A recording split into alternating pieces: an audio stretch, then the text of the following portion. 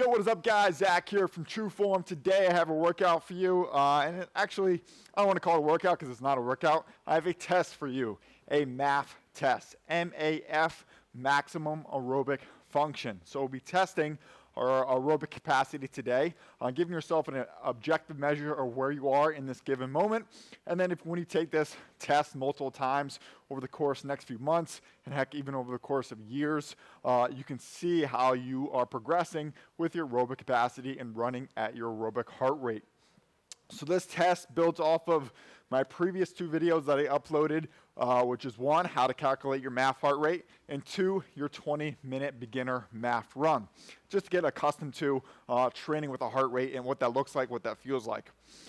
Today's a test. So we have two 10-minute blocks. We're already a minute into the first 10-minute block. The first 10-minute block is just to build up the heart rate. The last 10-minute block, that's the meat and potatoes, the main portion of the test. Some of you, depending if you how of a beginner you are, whether it's a beginner in running or a beginner in training your heart rate, you might be testing this first block as well.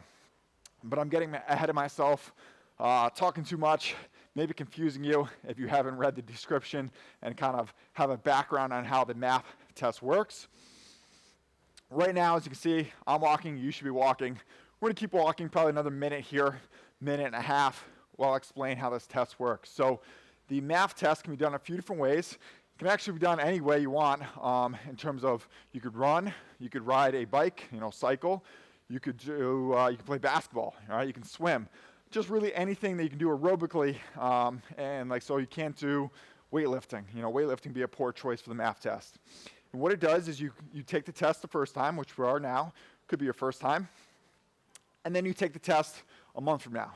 And ideally, if your training is right, your nutrition is right, you'll be getting faster, be able to run at a stronger, or if we're talking about running, run at a stronger pace, or if you're swimming, swim at a stronger pace, with less effort or the same effort you're doing today on your baseline test. And that should obviously continue to improve from month to month. Right now, we got 7 minutes and 30 seconds left of this first block. We're at a 1 out of 10 walking. Let's bring it to a 2 or 3, start to build up. As I adjust my heart rate strap, I should remind you, you need a heart rate monitor. Ideally, a chest strap is probably one of the most accurate ways to measure your heart rate while running. If you have a wrist-based heart rate monitor, that's fine. Just make sure it's not sliding up and down as my chest strap is sliding up and down this time. And you're getting an accurate reading. You want to be able to look down, whether that's on your watch or TrueForm display or display that you have, a few times throughout this run. Because you want to be able to stay, once we build up to it, at your MAF heart rate. So just a reminder, hopefully you watched the previous videos, but MAF is 180 minus your age. That is your target heart rate. That's your maximum aerobic function heart rate.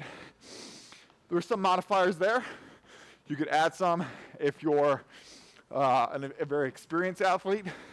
You could be taking away points, working at an even lower heart rate if you are injured, never trained with heart rate before, and a few other factors. So make sure you pause this video. If you haven't checked that out yet, find out your MAF heart rate first, because that's super important. Now, with the MAF test, we're talking specifically about running MAF test, obviously, so try and increase our aerobic capacity and improve the skill of running through these TrueForm workouts. Running, you want to do the test between 1 and 5 miles. 3 miles is probably ideal, once you become a little more to the moderate side of things, to the advanced athlete. But this is a beginner. We're building off the beginner phase and really just using a baseline. So we're going to try to aim for 1 mile. That's why I have 2 10-minute blocks. Second 10-minute block is going to be the meat and potatoes of the test. But I understand not everybody's going to run a 10-minute mile or under a 10-minute mile, especially on a TrueForm. So that's why we have the first block, which is the build-up phase, hopefully getting our heart rate to whatever our MAF heart rate is. And then, for the ultra beginner athlete, yourself who may not get a mile in 10 minutes, which is perfectly acceptable, your heart rate will probably get up to your MAF heart rate in this first 10-minute block, probably in the first 5 minutes. So you can start your test now. Just keep track of the distance, whether that's on your TrueForm display, or if you have a watch, your watch, GPS, all right? And in that 20-minute window, again, not everybody, but I'm gonna assume most people can get 1 mile in 20 minutes. So wherever that mile comes from, whether it's a course of 20 minutes or in that last 10-minute half, if you know you can run a mile in 10 minutes or less, track it. All right, that's gonna be your objective measure for next time. And then, every 4 weeks or so, maybe longer, 4 to 6 weeks, you can take this same exact workout, same parameters, so try to, do it at the same time of day, have your recovery be pretty similar, same instrument, so if you're using a TrueForm, use a TrueForm. If you're outside, go outside. If you have a motorized treadmill, use your motorized treadmill. Especially if you're using a TrueForm, but even outdoors, you don't want to change up the variables too much, because if you're running a TrueForm, which is designed to build strength, build the skill of running, and really not forgiving in terms of running with subpar form, the variables will change. You're probably super fast outside, right? Or if you're running a hilly course versus not a hilly course, those play into the factor of how fast you run, how strong you run. I just try to keep it the same. We got 3 minutes left of this warm-up block, build-up block. I myself am at my MAF heart rate. So I'd stay here for the last, again, we're gonna another 10-minute block, just over 12 minutes. If you're not there yet, start to pick it up. 4 or 5 effort. That's probably the highest you'll be. If you feel like you're running at a 7 or an 8 effort, and you're not at your MAF heart rate, it's not a real 7 or 8. Mentally, it might be, but physically it's not. And on the flip side, if your heart rate is much higher than that MAF number, especially if this is your first time doing it, you might have to back it off. You might even have to walk, right? So I'm gonna walk here, keep running if you're not at MAF heart rate. If you are, stay at that same pace. But if you're running and you're not at your MAF yet, again, you wanna pick up the cadence with good form. We're not sprinting here. We're just trying to build up your energy system to match. But if you're super exceeding it, especially if you're an individual who's used to running really fast in your training, doing a lot of speed workouts, a lot of tempo runs, or maybe just never run with an aerobic heart rate zone before, it can be, disheartening or feeling like you're not doing the amount of work that you should be doing by having to walk or even dialing it back to a pace you're like, man, this is super easy. But that's the point, right? Running, race day, should be fairly easy, fairly comfortable, right? We don't want to avoid all the stresses, because stress is where the adaptation comes from. But somewhere around 80% of your workouts should be aerobic based, right? Very relaxed and easy, maybe mentally a little challenging, especially as we increase distance, but physically should be very fluid. Should be able to talk as much as I'm talking here. All right, so if you haven't done already, obviously make sure your display is on. If you feel like you can, and your watch is set, if you feel like you can hit a mile in 10 minutes or less, whether outdoors on a TrueForm motorized treadmill with good form, at your MAF heart rate, key thing here, the biggest metric today is your heart rate. Reset everything in 26 seconds when it gets to 0. Just use that 10-minute window. If you know you're not going to get a mile in 10 minutes, especially if you are already, fatigued, just keep it going. Keep the clock going. My clock will reset. I think it's on the right clock will reset. But all the display on your watch and the display screen stays the same. At the very end of the workout, we're going to pick a block of 1 mile. Here we go. 10 minutes here. So it's going to be a very, boring test, I should say, especially if you are maybe an advanced athlete, just one consistent pace. What we're trying to do is get a good objective measure. This workout, as I mentioned a few times now, geared a little bit towards beginners. One, for the duration of the time, and two, I'm trying to coach up a little bit more than I normally would, just because there's so many factors that can play into this, and we want to get it right the first time. We want to have a good test the first time so we know what we need to improve on, where our faults are, and how we can get better for the next time, next test. Running aerobically does a lot of things for us. One, relaxed running.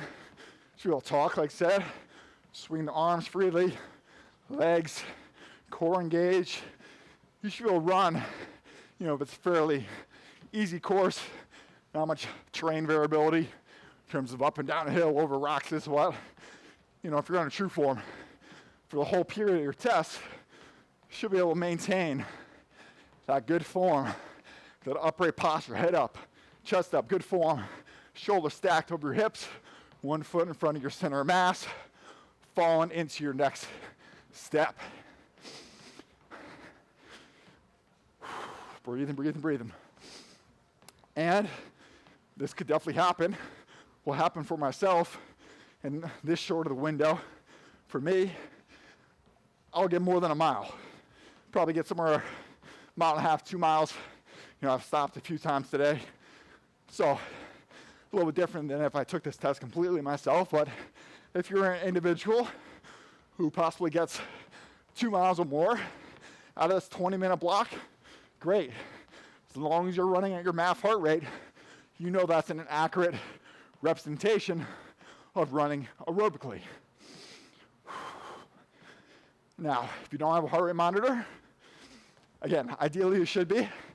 They're very cheap nowadays. $30 on Amazon gets you a basic chest strap, and you just build up from there. Or, if you really want to get a smartwatch, get a smartwatch. But have something to measure your heart rate monitoring. Breathing through your nose is another way you can tell if you're running aerobically. In through your nose, out through your nose. All right, you should not be able to, or need to, breathe out of your mouth the whole time. The only drawback to that, and it's a big drawback, is as you progress, your only limitation would be just breathing through your nose, right? As it is a training tool really early on in your training, when you're a beginner, breathing through your nose slows you down, regulates you, because oftentimes we run too fast and are not very familiar with the gears in our running mechanics and our whole body, our engine, that we tend to run too fast or think we need to do more. So nasal breathing regulates us. But as we progress months and years into our training, the regulation holds us back because we have adapted to mouth breathing. All right, it's sometimes frowned upon, but it's an adaptation. It's another tool in the toolbox. Don't be fooled by someone saying you can't mouth breathe. Build your aerobic base, build the ability to breathe through your nose, advance to the ability of breathing through your mouth. Just over 5 minutes left of this test. Do a check here. Am I at my MAF? Do I need to pick it up just a little bit? Do I need to walk again? If you're a beginner and you're keeping the time and distance throughout the whole workout, not just this last 10-minute block, you may need to dial back now. Your distance won't be going up as far or as fast as it was in the beginning, because now you get a little fatigued, but match to your heart rate, all right? Match your heart rate and the distance will come, and your pace will come over time. That's actually one thing I love about heart rate training. Doing it aerobically, much like nasal breathing, but a little more fine-tuned variation of it, is it allows you to auto-regulate your days, your training efforts. You know, I'm a new dad. 6 weeks into the new dad thing, my sleep is not what it was like before as a father. I'm getting less sleep. My recovery is down. Eating, although still whole foods, healthy as I can be, I'm not feeding as much, right? My priorities are a little different. I'm not thinking about the food as much. So my nutrition will lax a little bit. That's going to show up in your heart rate. All right, definitely sleep, definitely soreness from other workouts, and for sure, nutrition. If your diet is under-caloried, under-energy, be much slower. We often talk about eating for weight loss, right? And even eating for muscle gain, where you got to eat a lot. But performance requires a lot of fuel. I see sports cars nowadays, even semi-regular cars, require that higher grade gasoline. If you're an athlete, doesn't matter if you're going to be podium or a weekend warrior, your car, your body requires fuel to perform. So if you're constantly not putting out the efforts into your training, are you underfueled? It's one way to measure. That's why I love this MAF test. Not only shows where we can improve over time, where we need to make adjustments. 3 minutes left. No matter where you are, finish strong. Now, a lot of workouts finish strong means push to the finish line. Today, run through the finish line. Heart rate only. I don't care if you can sprint to the finish line. That's not what I want. I want to see where you are by maintaining that heart rate the whole way through. Whether that means you got to pick up the pace a little bit to get there, or more common, you have to dial back and even walk to get there. Breathing, breathing, breathing.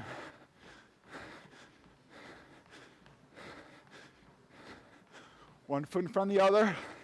Pick something 3 to 5 feet out in front of you. Stare at it. Stay straight. Stay strong.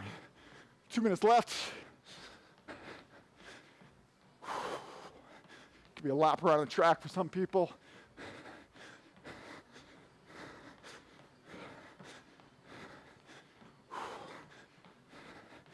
Nice. Control all that breathing. Even if you're not going through your nose, try to at least breathe in through your nose, out through your mouth. Control it a little bit. 90 seconds. Then we're done.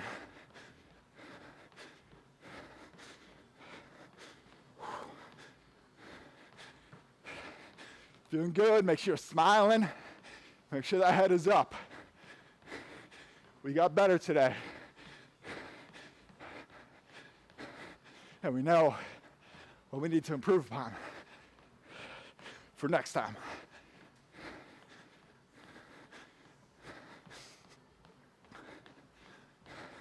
One minute here, 59 seconds. Remember, finish strong means hold that pace, hold the line.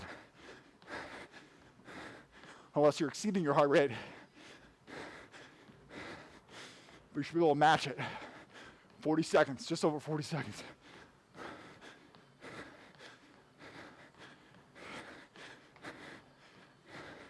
Arms to swing, little cadence your head.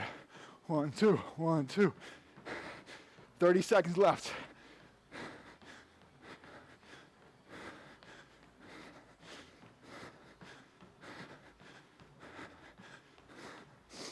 Woo! Breathe in my nose, a little clogged. Got the display dirty. It's all right. 10 seconds. Clean it up after. Last 5. 3, 2, and 1. Woo! Breathe. Rest it up. Continue to walk. You know, even though it might be your first time, you might have pushed it a little bit. Should be able to move. Have a conversation still. Through nose, out through your mouth. Airways open.